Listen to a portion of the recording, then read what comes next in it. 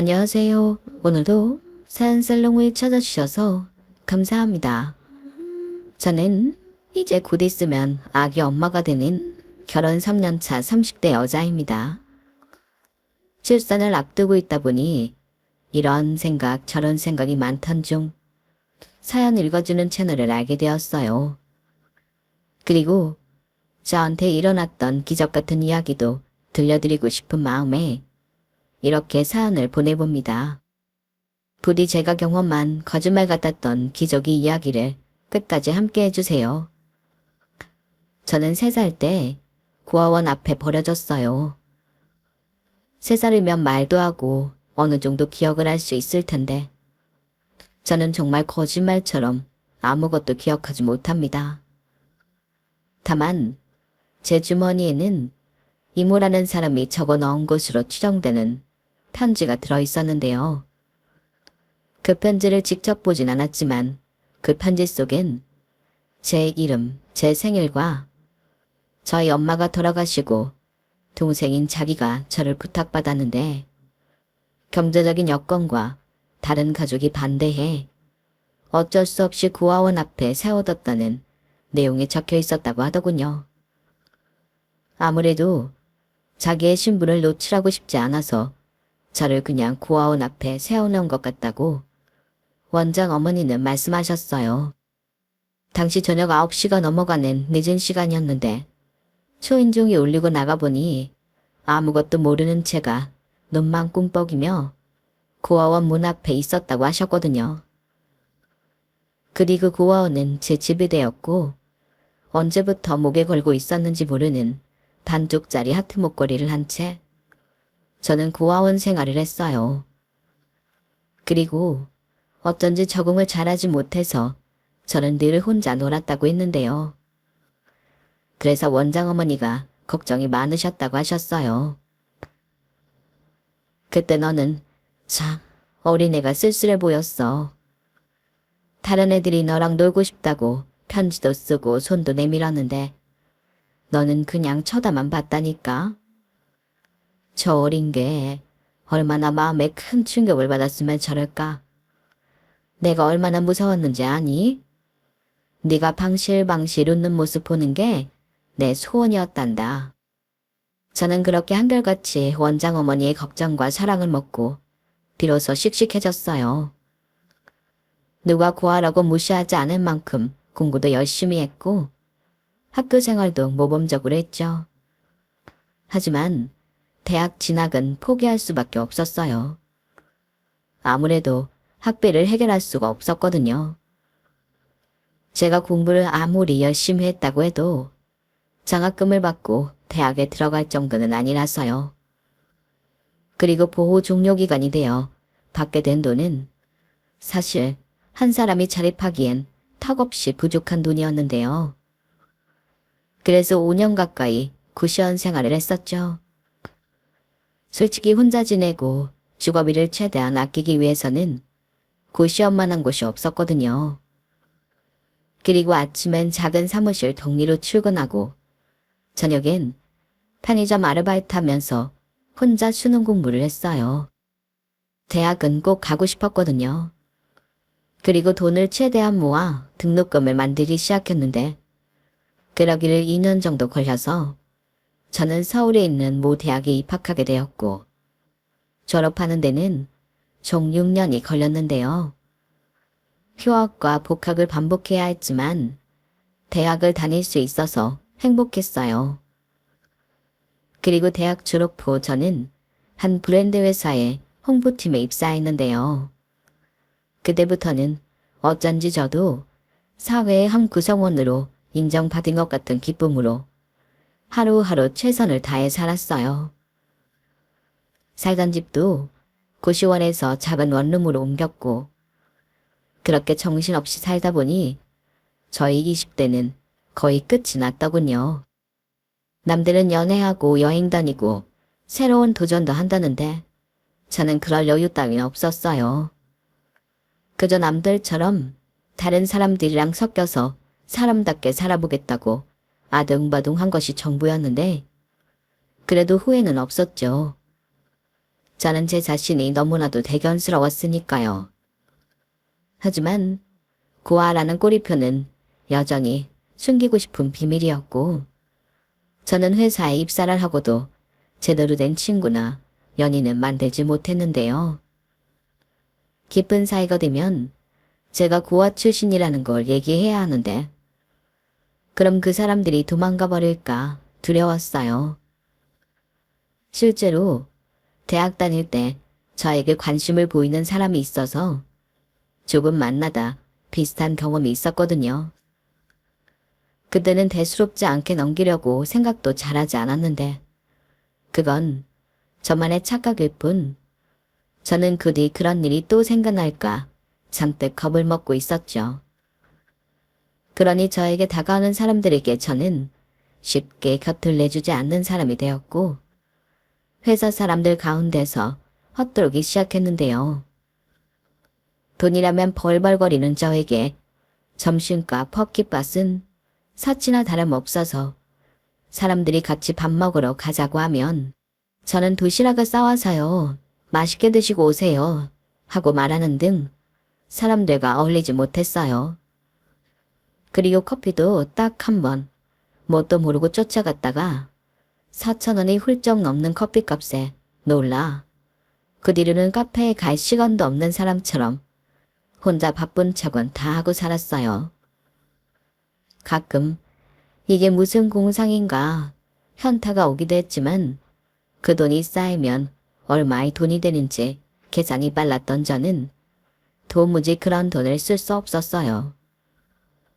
그러니 자연스럽게 사람들과도 멀어졌고 저는 그저 그렇게 사는 것도 나쁘지 않다 여기며 제가 만든 틀에 갇혀 살았는데요. 회사에 가지 않는 주말은 너무 힘들었어요. 친구도 없고 돈도 쓰고 싶지 않은 제가 할 수 있는 거라곤 동네에 있는 도서관에 가서 책을 읽거나 동네 산책이 다였거든요. 그러다 이럴 바에는 보람이라도 있게 봉사를 다니자 라고 생각했고 거리상 제가 살고 있는 곳에서 많이 멀지 않은 곳을 찾았는데 그곳이 무슨 인연인지 고아원이었죠. 버스를 한 번만 타면 1시간 조금 넘어 도착하는 곳이었는데 제가 지냈던 곳이랑 많이 비슷해서 처음부터 정감이 갔어요. 그리고 고아원 봉사를 하기엔 제가 생각해도 제가 참 적격이었는데 고아원에서 지내는 아이들이 어떤 생활을 하고 어떤 것이 필요한지 제가 더 잘 알고 있으니 더 잘할 수 있을 것 같았죠. 그래서 저는 주말이면 그 고아원에 가서 봉사를 했고 그 아이들과 친해지면서 생활의 활력을 찾게 되었는데요. 함께 봉사를 하는 분들도 한결같이 전부 좋으신 분들이었어요. 저처럼 매주 오시는 분도 있고 가끔 오시는 분들도 있었지만 다들 제각각 어떤 사연이 있고 또 계기가 있어서 봉사를 하고 계시더라고요. 그러다 저처럼 자주 오시는 한 아주머니를 알게 되었어요. 그분은 오셔서 묵묵히 일만 하시는 분이셨는데 꼭 회사에 있는 제 모습을 보는 것 같더라고요. 그래서 인사 외에는 제대로 말도 걸어본 적 없던 그분이 남 같지 않았죠. 종이컵에 든 믹스커피긴 했지만 제가 먼저 커피 드시고 하세요 라고 말을 걸게 되었고 그게 시작으로 저와 그 아주머니는 가까워지게 되었어요. 그리고 왜인지 모르지만 이분에게는 제 이야기를 해도 될 것 같은 안도감 같은 것이 있어서 어느 정도 친분이 쌓였을 때는 자연스럽게 저도 고아였다는 사실을 말하게 되었는데요. 아, 그렇구나. 힘들었겠네. 그래도 참 잘 컸다. 내가 한번 안아봐도 될까? 네? 저를요? 너무 이뻐서 내가 한번 안아주고 싶네. 아주머니는 그 말이 끝나고 저를 세상에서 가장 따뜻하게 안아주셨어요. 누군가의 품에 이렇게 안겨보는 게 제가 기억하기로는 처음이었는데 엄마 냄새라고 하죠. 화장품 냄새는 전혀 아닌 사람의 냄새가 나서 너무 좋았어요. 그래서인지 저는 점점 그분에게 의지하며 친하게 지내고 싶어졌고 그분도 저를 참 살뜰하게 챙겨주셨는데 어떤 날은 반찬을, 어떤 날은 옷이나 화장품 같은 것도 선물해 주셨어요. 이모, 웬 화장품을? 지난번에는 옷을 주더니 홈쇼핑에서 샀는데 많이 주더라고. 그리고 그 립스틱 색깔 봐라. 그래 나랑 어울리니? 그런 건 희연이 너같이 예쁘고 젊고 그런 아가씨가 바르는 거지. 왜요? 이모도 잘 어울릴 것 같은데. 그리고 이모 딸도 있잖아요.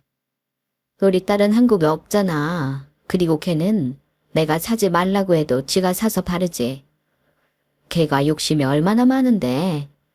전공도 미술이라고 아주 도화지든 지 얼굴이든 그리는 건 엄청 좋아해. 와, 그래도 이모 딸은 너무 좋겠어요. 이모가 엄마라서. 뭐 그렇게 생각해주면 다행인데 자식 속을 어떻게 다 아니. 그리고 나는 너도 내 딸이라고 생각해. 꼭 낳아야만 부모 자식으로 지내는 건 아니잖아. 그러지 말고 어디 한번 발라봐. 내가 이거 보고 딱 네 거라고 생각했다니까. 아주머니는 그렇게 말하고 직접 제 입술에 립스틱을 발라줬어요. 그리고는 너무 예쁘다며 좋아하셨는데 그때 저도 속으로 나도 이런 엄마가 옆에 있으면 너무 좋겠다 라고 생각했어요. 그래서 한 번도 보지는 못했지만 아주머니의 딸이 많이 부러웠는데요. 그러던 어느 날 아주머니께서 끝나고 밥을 같이 먹자고 하시면서 웬일로 술도 한잔 하셨는데 엊그제가 먼저 보낸 남편의 생일이었다고 하시면서 예전과는 전혀 다른 얼굴을 하셨어요. 그 모습이 많이 쓸쓸해 보였는데 그렇게 술 친구를 해드리니 아주머니는 아 그래 희연아 너 우리 아들 만나볼래? 전에 우리 아들이 내가 하도 네 얘기를 많이 하니까 궁금하다고 만나고 싶다고 하더라. 둘이 나이도 2살인가 차이 나는 것 같은데 어때? 한번 만나볼래? 라며 뜻밖의 말을 꺼내셨고 저는 아주머니가 쇼김에 하신 이야기라고 생각하면서도 그건 아닌 것 같다고 거절했어요. 괜히 이모 하면서 잘 지내고 있는 이 관계가 깨질 것 같았거든요. 그리고 지금이야 쇼김에 하신 말이지만 나중엔 생각이 달라지실 수도 있다고 생각했는데요. 제가 그만큼 누군가를 만나는 것을 많이 두려워했어요. 그런데 다음날 실이 깬 아주머니는 자기 아들 괜찮다며 연신 한 번만 만나보라고 하셨고 저는 그때도 남자 만날 생각이 없다고 거절했는데 제가 2번 거절을 하니 아주머니도 더는 당신 아들 얘기를 꺼내지 않더군요. 그렇게 시간은 또 지나갔어요. 제가 쌀쌀해지는 가을에 봉사를 시작했는데 어느덧 추운 겨울이 지나고 봄이 되었죠. 그리고 아주머니와 저는 더욱 가까운 사이가 되어 처음 보는 사람들은 저희 2사람을 정말로 이모랑 조카로 보는 사람들도 생겼는데요. 그럴 때면 아주머니는 맞아요. 제 조카예요. 우리 조카 예쁘게 생겼죠? 얼굴만 예쁜 게 아니라 성격도 얼마나 좋은데요. 그러니까 주변에 좋은 사람 있으면 저한테 알려주세요. 라며 전에 없던 너스리를 떠시곤 했는데 그때는 거짓말이긴 했지만 기분이 좋았어요. 정말 아주머니와 제가 가족이 된 것 같았고 앞으로도 계속 이렇게 거짓말이지만 가족처럼 지내고 싶은 마음이었는데 그러던 어느 날 아주머니가 이불 빨래를 하시다 비누 거품 때문에 바닥에서 미끄러지는 사고가 나고 말았어요.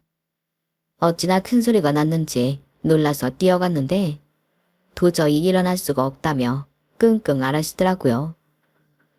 그래서 제가 놀란 마음에 119에 전화를 걸었고 도착한 구급차에 실려 병원에 갔는데요. 넘어질 때 허리를 삐끗해 당분간 병원 신세를 지게 되셨어요. 아무래도 움직이면 안 되는데 집에 계시면 사람이 움직이게 된다고 당분간 입원을 하라고 병원에서 권했거든요. 그러려면 가족의 동의가 필요했고 그렇게 아주머니의 아들을 처음 보게 되었어요. 아주머니가 병원 수속 때문에 아드님을 불렀거든요. 그리고 저는 그것도 모른 채 아주머니 옆을 지키고 있었는데요. 그때 허겁지겁 많이 놀란 듯한 남자가 뛰어오더군요. 그런데 복장이 특이했어요. 다른 곳에서 뛰어온 것이 아니라 같은 병원 건물에서 뛰어왔더라고요. 의사 가운을 입고서요. 네, 아주머니 아들은 그 병원 의사였던 거예요. 그리고 놀란 토끼 눈을 하고서는 저와 아주머니 곁으로 왔는데요. 엄마, 이게 다 뭐야? 그리고 병원에 왔으면 나부터 찾아야지. 뭘 호들갑을 떨어. 어떤지를 알아야 너를 찾든 내가 집에 가든 하는 거지. 그리고 엄마 혼자 있는 것도 아니었고. 인사해. 네가 그렇게 보고 싶다던 희연이다. 저는 이 상황에 어리둥절해서 얼떨결에 허리까지 굽히며 정중하게 인사를 했어요. 그리고 최대한 어떤 상황이었는지 설명을 했는데 아주머니 아들은 그러냐며 같이 병원에 와주고 곁에 있어줘서 고맙다며 똑같이 정중하게 인사를 했죠. 그 모습을 어쩐지 아주머니는 참 흐뭇하게 보셨는데 지금 생각해도 얼굴이 화끈거려요. 왜 그런지 모르지만 남자를 보고 그렇게 얼굴이 빨개진 적은 그때가 처음이었거든요. 그리고 그 남자도 어딘지 모르게 쑥스러워하는 것처럼 보였는데요. 그때는 대화를 나눌 겨를도 없이 아주머니 입원 수속을 하고 병실로 올라가느라 정신이 없었어요. 게다가 아주머니 아들은 그새 호출이 와서 올라가 봐야 했고 여기는 제가 있을 테니 걱정하지 마시고 가서 일 보세요. 다고 말한 뒤 아주머니한테 필요한 것들을 사오는 등 분주하게 움직였죠. 그리고 오후 5시가 되어갈 즈음 저녁 식사가 나왔는데요. 아주머니는 저는 괜찮다고 해도 거의 막무가내로 아니야, 내가 안 괜찮아. 오늘 나 때문에 네가 얼마나 수고를 했니? 가만히 있어봐. 우리 아들 불러서 너 맛있는 것 좀 사주라고 해야겠다. 라고 하시며 핸드폰을 꺼내시는데 다친 분한테서 핸드폰을 뺏을 수도 없고 참 난감했죠. 그 뒤 30분이 넘었을까? 이제는 의사 가운이 아닌 사복을 입은 아주버님 아들이 병실로 왔는데요. 아주머니의 상태며 입원한 침대까지 꼼꼼하게 챙기더니 이내 저한테 같이 나가자고 했어요. 밥도 사주고 저를 데려다 준다면서요. 아니요, 저는 괜찮아요. 그리고 이모, 아니, 아주머니가 움직이시는 게 많이 불편하셔서 화장실 문제도 있고 제가 오늘 밤엔 여기 있으려고요. 뭐? 희연아, 그럴 필요 없어. 나 그렇게 아예 못 움직이는 거 아니야. 살살 움직이면 돼. 그리고 아들도 있는데 뭐가 걱정이니? 됐다. 석현이 너 얼른 희연이 데리고 나가. 그래도요. 의사 선생님이 오늘하고 내일이 제일 많이 아플 거라고 하셨는데 저라도 옆에 있어야죠. 나 오늘 출근 안 해. 나 때문에 휴가 쓰라고 하는 거면 아서라. 여기 널린데 의사고 간호사야. 그리고 이 병원에 내 아들도 있는데 무슨 걱정. 엄마, 괜히 오버하지 마. 나는 정형외과랑은 전혀 상관없는 의사야. 괜히 아프다고 나 부르면 곤란해. 야, 그런 게 어딨어. 의사면 다 똑같은 의사지. 그리고 엄마가 부르는데 아들이 안 와? 됐고, 희연이 힘드니까 얼른 데리고 나가서 맛있는 것 좀 사 먹여. 그리고 무의상식하게 바로 헤어지지 말고 집 앞까지 편하게 데려다 줘.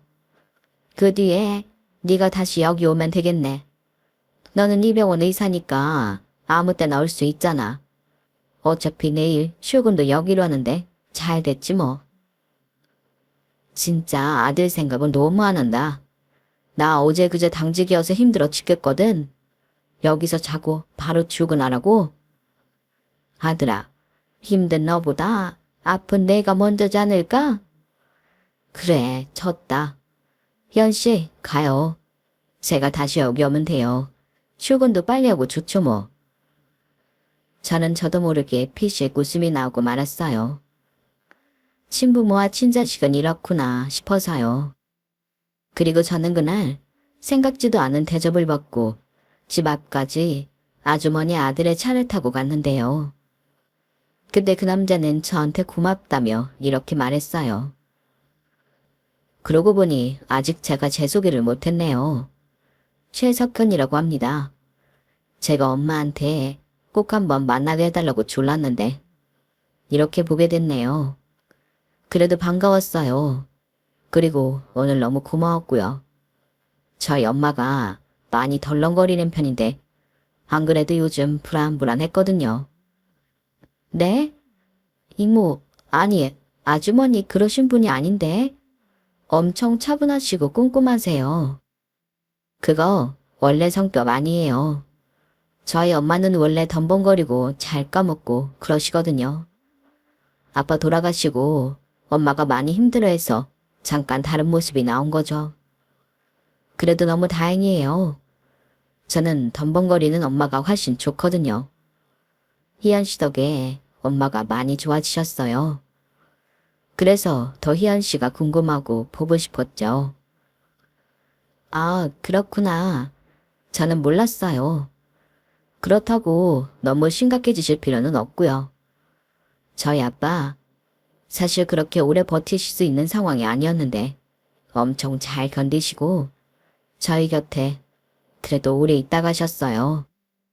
준비되지 않은 이별은 아니었는데 워낙 두 분이 사이가 좋아서. 이별이라는 게 준비가 된다고 쉬운 건 아니잖아요. 제가 앞으로 더 잘 챙겨드려야겠어요. 알려주셔서 감사합니다. 제가 더 감사하죠. 근데 아까부터 이걸 물어볼까 말까 고민을 엄청 했는데 밤에 이불킥 할 것 같아서요. 뭐 하나 물어봐도 될까요? 네? 네, 그러세요. 저 왜 안 만난다고 하셨어요? 저희 엄마가 저 까였다고 포기하라고 했는데 사실 제가 어디 가서 막 까이고 그런 스타일이 아니거든요. 혹시 사진을 못 보셨나? 저는 꽤나 진지한 얼굴로 농담을 하는 그 사람이 너무 웃겼어요. 그리고 자꾸만 주책맞게 입꼬리가 올라갔는데 거기서 이유를 설명하는 것도 너무 이상해 그냥 웃고 말았죠. 그러자 그 남자는 다시금 저에게 이제 얼굴도 보고 서로 통성명도 했는데 저 정말 별로예요? 라고 물었는데요. 그때는 저도 어디서 그런 용기가 났는지 아니요, 별로긴요. 너무 훌륭하신데요. 라고 저도 농담하듯 제 마음을 말해버렸어요. 그러자 그 남자는 활짝 웃으며 저에게 그럼 우리 가끔 종종 이렇게 만나볼까요? 일단은 저희 엄마 병실에서 라고 말했는데 저는 좋다고 대답했죠. 그리고 그게 정신 차려보니 저희 두 사람의 만남의 시작이었는데요. 그 사람, 아니 석견 씨는 저에게 만날 때마다 참 따뜻하고 다정하게 잘해줬어요. 그 엄마의 그 아들이라고 석견 씨도 엄마 못지않게 사람이 너무 좋았거든요. 그러니 저도 그 사람에게 최선을 다해 잘해주고 싶었고 그렇게 서로 잘해주고 싶은 마음이 커져 저희는 진지하게 교제를 하게 되었죠. 그건 누굴 만난다는 게 제 출생부터 고백해야 해서 부담이 많았는데 석근 씨는 제가 고아 출신이라는 걸 이미 알고 있으니 제 마음이 더 빨리 기울었던 것 같아요. 그리고 그렇게 만나기를 2년이 넘었을 무렵 다른 누구보다 저희가 만나는 걸 환영하고 좋아했던 이모가 저에게 아들보다 먼저 프로포즈를 해주셨는데요. 지금도 그때를 떠올리면 가슴이 벅차올라서 눈물이 날 지경이에요. 희연아, 둘이 그렇게 좋아 죽는데 니들은 도대체 언제 결혼을 할 거야? 나는 이제 이모 말고 엄마 하고 싶다. 시엄마. 그동안 내가 옆에서 지켜봤지만 너같이 내 마음에 쏙 드는 며느리는 없어. 둘이 얼마나 잘 어울리는지 니들은 아마 모를걸? 그러지 말고 내 아들이랑 결혼해주면 안 되겠니? 이거 시어머니가 며느리한테 하는 프로포즈다. 네? 아니 무슨 프로포즈를 시어머니가 해요. 왜? 목마른 사람이 울 파는 거지. 석현이 그게 지 바쁘다고 시간 가는 줄 몰라요. 옆에서 여자가 기다리다가 좋은 나이 다 보내게 할 놈이야 그놈이. 그래도 석현 씨 마음이 어떤지도 모르는데 너는 꼭 그걸 확인해야 하니? 내 눈에는 훤히 다 보이는데. 미국에 있는 수빈이도 그러더라. 지 오빠가 연애하고 너무 착해졌대. 하루빨리 결혼시켜야 한다고 이번에 한국 들어온다고 했어. 내가 그렇게 엄마 적적하니까 들어오라고 해도 안 들어오더니 이번엔 아예 들어온다고 하더라. 그게 다 네가 우리 집에 글러온 복덩이라 그래. 정말요? 제가 정말 복덩이에요? 살면서 그런 말 처음 들어봐요. 그래? 그럼 앞으로 내가 평생 옆에서 얘기해 줄게. 너는 내 상병의 은인이고 우리 집의 귀한 복덩이다. 내가 아들이 있어서 얼마나 다행인지 몰라, 희연아. 우리 앞으로 평생 가족하자. 저는 이모의 말에 눈물을 터뜨리고 말았어요. 아니, 당사자인 남편한테 받은 프로포즈도 아닌데 저렇게 울어버렸으니 그 남자도 많이 당황했다고 하더라고요. 자기도 뭐 어마어마한 프로포즈 계획을 세우고 있었다나. 그런데 자기 엄마가 먼저 선수쳐서 힘셌다고 입이 대빨 나왔는데 그 바쁜 와중에도 반지를 언제 샀는지 동화 속 왕자님처럼 제 앞에 반지를 꺼내 보여줬어요. 그리고 희연아, 나랑 결혼하자. 정식 프로포즈를 하는데 거절하면 제가 바보죠. 이런 일생일대의 기회를 놓치면 안 되잖아요. 비록 모든 것이 제가 많이 부족한 결혼이지만 저는 처음으로 욕심이라는 걸 내보고 싶었어요. 그렇게 저희는 결혼을 약속하게 되었고 미국에서 신호가 귀국하면서 작게나마 결혼식을 올리기로 했는데요. 사실 그것도 부를 가족이 없는 저를 배려하느라 그렇게 된 거였어요. 아무래도 결혼식을 올리려면 저는 혼주 자리를 비울 수밖에 없으니까 그 부분을 예비 시어머니와 예비 남편이 신경을 써주셨는데 모자가 상의를 했는지 저에게 결혼식을 그냥 파티처럼 소소하게 하자고 제안을 해주셨어요. 희연아, 결혼식이 뭐 대수니? 세상에서 제일 예쁜 드레스 입고 사진 찍고 축하받으면 되는 거지. 우리는 우리 방식대로 결혼하자. 이참에 나도 예쁜 한복이다 하나 맞출까?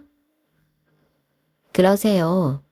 제가 세상에서 제일 예쁜 한복 맞춰드릴게요. 어머나, 그럼 나는 너무 좋지.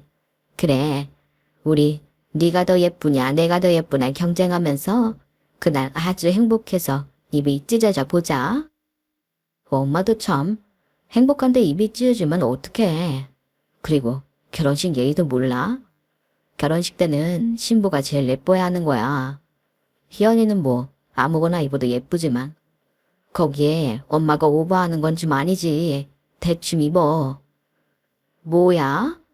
너 지금 그게 너 낳고 힘들게 키운 네 엄마한테 할 소리야? 싫어. 나도 예쁜 한복 입을 거야. 내가 없는 살림에 너 의사 공부시킨다고 얼마나 힘들었는데. 이렇게라도 보상 받아야지. 아우, 우리 수빈이가 빨리 와야지. 내가 서러워서 아주 못 살겠다. 내가 왜 그 소리 안 하나 했다. 엄마는 오로지 아들보다 딸이 좋지. 샤오반 진짜 못 말려. 그리고 행여나 우리 희연이한테 신우 이 짓 하기만 해. 내가 가만 안 둔다. 야, 우리 수빈이가 그럴 애야? 너보다 훨씬 어른스럽고 살갑거든. 분명 우리 수빈이랑 희연이는 자매처럼 잘 지낼 거야. 가만 보니까 둘이 많이 닮았네. 희연아, 걱정하지 마. 너 딸은 내가 보장해.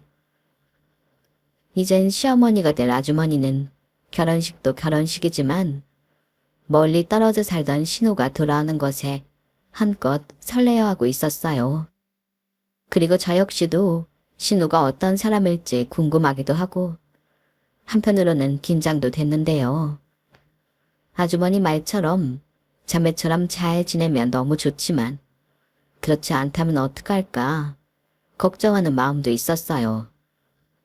하지만 예비 신랑도 그렇고 워낙 식구들 인품이 좋으니 잘 지냈으면 좋겠다는 생각을 갖고 있었는데요. 드디어 결혼식을 하루 앞둔 날 신우가 귀국했어요. 그리고 저는 그날 일찍 퇴근해서 예비 신우를 맞이할 저녁상을 예비 시어머니와 함께 차렸는데요. 곧이어 도어락 비밀번호 누르는 소리가 들렸고 문이 열리자마자 시끌시끌해졌어요. 엄마, 세상에서 제일 예쁜 딸 왔다? 어? 혼자 바쁜 척은 다 아는 오빠도 있었네? 뭐야, 너 오랜만에 보는 오빠한테 오자마자 시비냐? 시비는 하도 바빠서 동생 보러 미국에도 못 온다고 하니까 그냥 심술 한번 마지막으로 내보는 거지. 이제 장가가면 세연이 눈치 보여서 못 늘리잖아. 그래, 제발 그래라. 엄마, 수빈이 왔어요.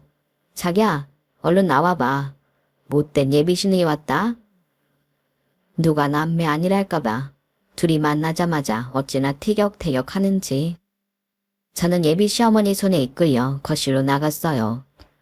그리고 저를 보자 반갑다며 포옹해오는 예비 신우와 어색하게 미국식 인사를 나눴는데요. 예비 신우를 보니 아, 사랑 많이 받고 자란 사람은 저렇구나 하고 느껴졌어요. 그냥 그 사람한테서 사랑스러운 호강이 보이는 것 같았거든요. 그리고 이런저런 이야기를 나누며 시간을 보냈는데 예비 시어머니가 너무 좋아하시더군요. 이제야 우리 가족이 모두 모인 것 같다면서요. 그러자 예비 신우가 한껏 애교를 부리며 이제부턴 내가 엄마 옆에 꼭 붙어 있을게. 나 한국에 취직할 회사도 정해졌어. 라고 말했는데요. 신우는 미술을 전공하고 한국의 한 디자인 회사에 고연봉으로 스카우트 제안을 받아서 들어왔다고 했어요. 그 뒤로 이야기의 꽃은 끝이 나지 않고 계속되었어요. 다음 날이 결혼식이라서 일찍 일어나야 하는데 이야기가 듣고만 있어도 너무 재미가 있어서 시간 가는 줄 모르겠더라고요. 그리고 분위기를 주도하는 건 아무래도 뉴페이스인 예비 신우였는데요. 그러다 신은목에서 자꾸만 반짝거리는 목걸이 하나가 눈에 들어오더군요. 처음엔 별 신경을 쓰지 않았는데 신우가 상체를 많이 숙였을 때 보였던 목걸이의 펜던트가 너무 낯이 익더라고요. 그래서 저도 모르게 똑같은 목걸이 나도 있는데 라고 말해버렸고 순간 분위기가 바뀌었어요. 자기도 같은 목걸이가 있다고? 잠깐만. 저는 방에 가서 잘 보관하고 있던 목걸이를 들고 나왔어요. 사실 결혼을 약속하고 저는 이미 예비 시댁에 들어와 예비 남편과 함께 지내고 있었거든요. 그리고 고이 간직했던 목걸이를 가족들 앞에 내놓았는데 예비 시어머니가 제일 많이 놀라셨어요. 너 이거 어디서 났니? 이건 저희 엄마 유품이에요. 잘 기억은 나지 않지만 구하원에 버려졌을 때 목에 차고 있었고 원장 어머니 말로는 펜던트가 반쪽인 걸 봐서는 다른 반쪽도 있을 거라고 하셨는데 별 기대하지 않고 살았거든요. 근데 아가씨 목걸이랑 너무 똑같아서. 수빈아, 그거 줘봐. 어. 그리고 오빠 있잖아. 내 목걸이 뒤에 봐. 언니 목걸이도. 예비 씨의 목소리는 어쩐지 아까와는 다르게 떨리고 있었어요. 그리고 이윽고 예비 남편이 두 목걸이의 펜던트를 확인하고 뒤에를 본 순간 저는 태어나서 한 번도 느끼지 못한 감정을 느꼈는데요. 목걸이 뒤편은 누군가 뾰족한 걸로 적어놓은 글씨가 적혀 있었어요. 제 목걸이에는 희연이, 예비 씨의 목걸이엔 소연이 라고 예비 시어머니가 그간 한 번도 말해주지 않았던 말을 해주셨죠. 수빈이 입양할 때 이름이 소연이었어. 그 원장님 말로는 자매가 똑같은 목걸이 반쪽을 갖고 있을 거라고 했는데 나는 그게 희연이 너일 줄은 꿈에도 몰랐다. 네? 아가씨가 입양이요. 내가 딸을 무척 갖고 싶었거든. 우리 남편도 그렇고. 그래서 같이 봉사를 다니다가 우리 수빈이를 만났어. 딱 보자마자 내 딸이 저기 있구나 그랬거든. 그리고 우리 수빈이는 7살이 넘어서 기관에 왔다고 하는데 엄마, 그 다음 말은 내가 할게. 엄마랑 아빠가 이혼할 때 나는 아빠가 맡았어. 둘도 안 된 애를 무책임하게 버리고 갔지. 아빠가 엄청 무서운 사람이었는데 엄마가 같이 살기 힘들었나 봐. 그래서 이혼하기로 했고 언니는 엄마가 데리고 왔는데 나는 고모들 손에 자라다가 아빠가 술 때문에 알코올 치매가 와서 길거리에서 객사했거든. 그래서 고모들이 바로 나를 고아원에 버렸어. 네 목걸이 보고 엄마가 찾아올 거라나? 나는 그 말을 믿진 않았지만 목걸이를 풀진 않았어. 날 버리고 간 여자가 어떤 여자인지 궁금했거든. 엄마는 병으로 내가 3살 때 돌아가셨어. 나는 잘 기억이 안 나는데 고아원에 버려졌을 때 이모가 편지를 남겨서 그렇게 알고 있어. 동생이 있다는 건 솔직히 기억이 잘 나지 않는데 미안. 내가 왜인지는 잘 모르지만 어릴 때 기억이 별로 없어서. 근데 확실한 건 날 낳아준 엄마는 나쁜 사람이 아니야. 다른 건 기억이 나지 않지만 항상 엄마는 저녁 되면 울고 계셨어. 그때는 이유를 몰랐지만 아마도 두고 온 딸 때문에 울고 계셨던 것 같아. 내 기억 속에 엄마는 항상 슬퍼 보였거든. 제 말에 신우, 아니 제 동생 소연이는 펑펑 울기 시작했어요. 그리 긴 인생은 아니었지만 살면서 내내 자신이 버림받았다고 생각했던 게 그 이유 같더라고요. 그리고 저 역시도 펑펑 울었는데요. 다음날 결혼식이 있다는 것도 까맣게 잊고 저희 모두는 한참을 말도 없이 울었어요.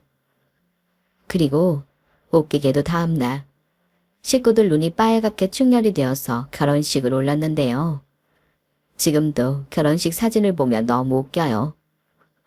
그때 다른 사촌들도 니들끼리 싸웠니?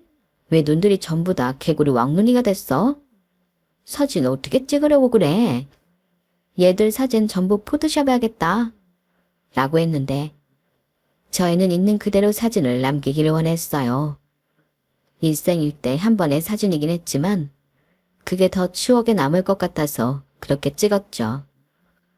그래서 저희 가족은 지금도 그 사진을 보면 웃음을 참을 수가 없는데요. 그 뒤 남편은 저와 소연이의 머리카락을 가지고 유전자 검사를 의뢰했어요. 하지만 검사 결과와 달리 저희는 저희가 친남매라는 걸 의심하지 않았는데요. 저희 자매에게 남겨진 목걸이 뒤에 글씨체가 누가 봐도 한 사람의 것이었거든요. 그리고 결과 역시 저희는 친자매가 맞았는데 그때 저희 시어머니가 정말 많이 우셨어요. 어떻게 이런 일이 일어날 수 있냐며 이건 기적이라고. 하늘에 계신 저희 친엄마한테 앞으로는 두 딸 모두 저한테 맡기시고 그곳에서 편하게 행복하세요. 두 아이 이렇게 만나게 해주셔서 감사합니다. 정말 감사합니다. 라고 하셨어요. 그리고 저한테 너는 내 하나뿐인 며느리이기도 하지만 내 큰딸이야.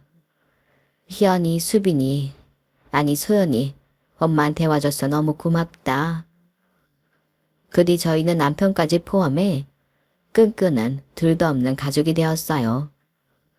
비록 이름은 바뀌었지만 수빈이는 이제 소연이었을 때의 아픔도 조금씩 잊혀져갔고 시어머니는 정말 저희의 엄마처럼 살뜰하게 저희 모두를 챙겨주셨는데요.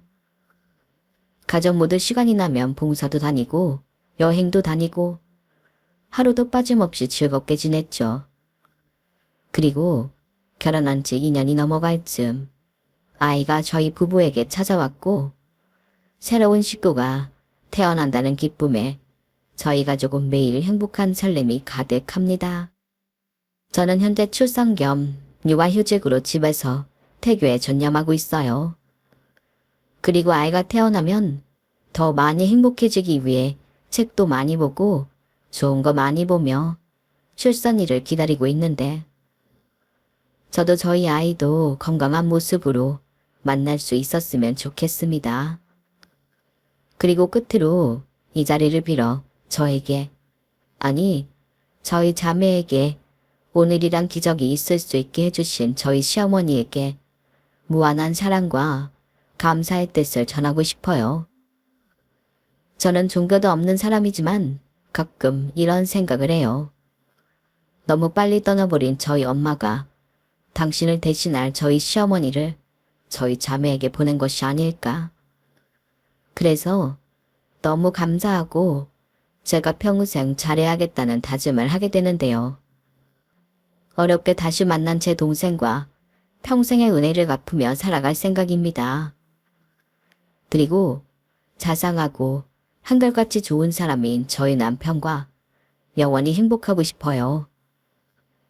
부족한 자를 품어주고 사랑해주는 남편을 위해서라도 더 사랑이 넘치는 아내가 되고 싶습니다. 제 사연은 여기까지예요. 막상 이렇게 제 이야기를 글로 쓰니 저에게 일어난 모든 일들이 전부 드라마고 기적처럼 느껴지는데요. 그래서 더 감사한 것들이 많아지는 것 같습니다. 앞으로 남은 인생은 그런 감사한 것들에 대한 보답으로 최선을 다해 살아갈 것 같아요. 그럼 지금까지 제 사연 들어주셔서 대단히 감사합니다. 늘 가정의 평화가 기쁨이 가득하길 바라며 저는 이만 인사드릴게요. 안녕히 계세요. 여러분, 사연 댓글에 응원과 현명한 조언 부탁드려요. 좋아요와 구독은 저에게 큰 힘이 됩니다. 오늘도 좋은 일 가득하세요.